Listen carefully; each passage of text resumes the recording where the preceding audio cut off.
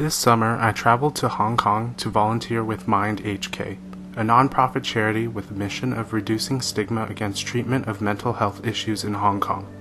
This was a very unique experience, as I was able to directly see some of the determinants of mental health issues that I have learned in courses at Austin College. As many as 1 in 7 people in Hong Kong suffer from mental health problems due to the high-stress environment of the city. While there are many very affluent families and professionals in Hong Kong, the economic disparity is extremely high. Cramped housing called cage homes that cost around $200 a month are the only form of shelter that many of those in poverty can afford. Another contributor to the mental health problems stem from the stress that the Hong Kong political climate has on residents in the small city. I worked day to day with Mind HK on different projects and began to develop a routine working diligently on task after task.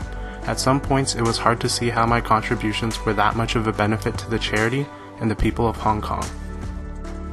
One day on Hong Kong Island, I walked by many masked protesters on a bridge handing out flyers. They were advertising for a large citywide strike that they had organized for the next day. Like most other passers-by, I ignored them and didn't take the flyer from their hand. A couple days later, the strike occurred. Many storefronts and restaurants were closed, and the MTR subway system was packed with people. How inconvenient, I thought. I wouldn't be able to sit down and was pressed up against many other sweaty Hong Kongers.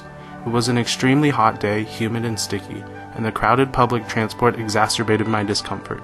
Annoyed, I just checked my phone and launched the Twitter app. Pulling down and refreshing revealed the many tweets and articles about thousands of protesters, clad in black, marching across the entire city of Hong Kong instead of going to work that day.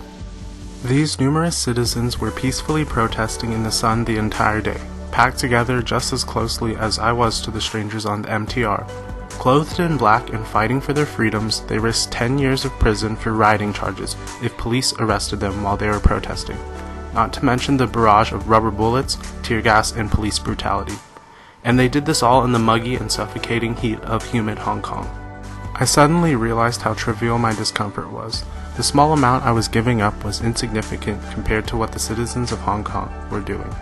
I was experiencing a little bit of inconvenience while the protesters were going through distress, which greatly influenced their mental health. I realized I was a first-hand witness to a huge determinant of mental health problems. I realized exactly how relevant my daily work was and the reason I wanted to volunteer and support Hong Kong in the first place.